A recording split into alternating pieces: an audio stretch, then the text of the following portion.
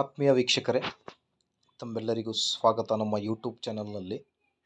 ಹಿಂದಿನ ಈ ಒಂದು ವಿಡಿಯೋದಲ್ಲಿ ರಾಜ್ಯ ಸರ್ಕಾರಿ ನೌಕರರ ಮತ್ತು ಕೇಂದ್ರ ಸರ್ಕಾರಿ ನೌಕರರ ಕುರಿತು ಒಂದು ಬ್ರೇಕಿಂಗ್ ಅಪ್ಡೇಟನ್ನು ತಮ್ಮೊಂದಿಗೆ ಶೇರ್ ಮಾಡ್ತಾ ಇದ್ದೀನಿ. ವಿಡಿಯೋನ ಸ್ಟಾರ್ಟ್ ಮಾಡೋದಕ್ಕಿಂತ ಮುಂಚೆ ವೀಕ್ಷಕರೇ, ನೀವು ಕೊಡುವ ಒಂದೇ ಒಂದು ಲೈಕ್ ನಮಗೆ ಸಪೋರ್ಟ್ ಆಗಿರುತ್ತೆ. ದಯಮಾಡಿ ವಿಡಿಯೋನ ಲೈಕ್ ಮಾಡಿ, ಅದರ ಜೊತೆಗೆ ನಮ್ಮ ಯೂಟ್ಯೂಬ್ ಚಾನಲನ್ನು ಕೂಡ ಸಬ್ಸ್ಕ್ರೈಬ್ ಮಾಡಿಕೊಳ್ಳಿ.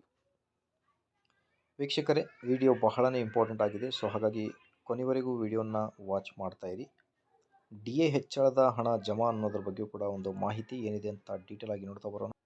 ಸ್ಕ್ರೀನ್ ಮೇಲೆ ಗಮನಿಸ್ತಿರ್ಬೋದು, ರಾಜ್ಯ ಸರ್ಕಾರಿ ನೌಕರರಿಗೆ ಭರ್ಜರಿ ಗುಡ್ ನ್ಯೂಸ್, DA ಹೆಚ್ಚಳದ ಬಿಗ್ ಅಪ್ಡೇಟ್ ಅನ್ನೋದ್ರ ಬಗ್ಗೆ ಒಂದು ಮಾಹಿತಿ.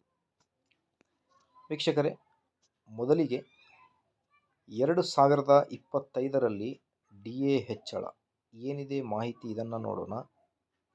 ಕೇಂದ್ರ ಸರ್ಕಾರಿ ನೌಕರರಿಗೆ ಬಂಪರ್ ಗುಡ್ ನ್ಯೂಸ್. ಕೇಂದ್ರ ಸರ್ಕಾರಿ ನೌಕರರಿಗಾಗಿ 2025ನೇ ವರ್ಷವು ವಿಶೇಷವಾಗಲಿದೆ ಎಂದು ನಿರೀಕ್ಷಿಸಲಾಗುತ್ತಿದೆ. ಈ ಸಂಭ್ರಮದ ವರ್ಷದಲ್ಲಿ ಹೊಸ ವರ್ಷ ಆಚರಣೆಯ ಜೊತೆಗೂಡಿಕೊಂಡು ಕೇಂದ್ರ ಸರ್ಕಾರವು ಮತ್ತೊಮ್ಮೆ ತನ್ನ ನೌಕರರಿಗೆ ಸಂತಸವನ್ನು ನೀಡಲು ತಯಾರಾಗಿದೆ. ಡಿಯರ್ನೆಸ್ ಅಲೋವೆನ್ಸ್ DAಯನ್ನು ಹೊಸ ಪರಿಷ್ಕರಣೆ 2025ರ ಜನವರಿಯಲ್ಲಿ ಜಾರಿಯಾಗಲಿದೆ ಎಂಬ ಮಾಹಿತಿ ಪ್ರಸ್ತುತ ಎಲ್ಲೆಡೆ ಚರ್ಚೆಯಾಗುತ್ತಿದೆ. ಹಾಗಾಗಿ ಕೇಂದ್ರ ಸರ್ಕಾರವು 2024ರ ದೀಪಾವಳಿ ಹಬ್ಬದ ಸಮಯದಲ್ಲಿ DA ಪ್ರಮಾಣವನ್ನು 3% ಹೆಚ್ಚಿಸಿತು. ಇದರಿಂದಾಗಿ DA 50%ರಿಂದ 53%ಕ್ಕೆ ಏರಿತ್ತು. ಇದು ಸುಮಾರು 1 ಕೋಟಿಗೂ ಹೆಚ್ಚು ಸರ್ಕಾರಿ ನೌಕರರು ಮತ್ತು ಪಿಂಚಣಿದಾರರಿಗೆ ಬಂಪರ್ ಆದಾಯ ಕೂಡ ತಂದಿತ್ತು. ಈ ಹಿಂದೆ DA 4ರಷ್ಟು ಹೆಚ್ಚಳವಾಗದಿದ್ದರಿಂದ DA ಮೊದಲ ಬಾರಿಗೆ ವೇತನದ 50%ಕ್ಕೆ ತಲುಪಿತ್ತು.